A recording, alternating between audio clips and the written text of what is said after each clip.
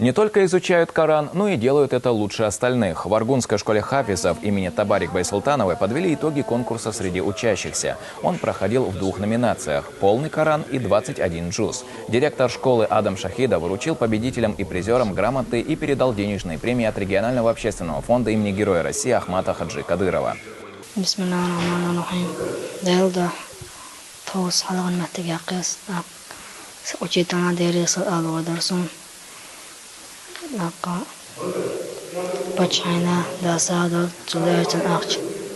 Alhamdulillah, хастабу Аллах, метик бакан.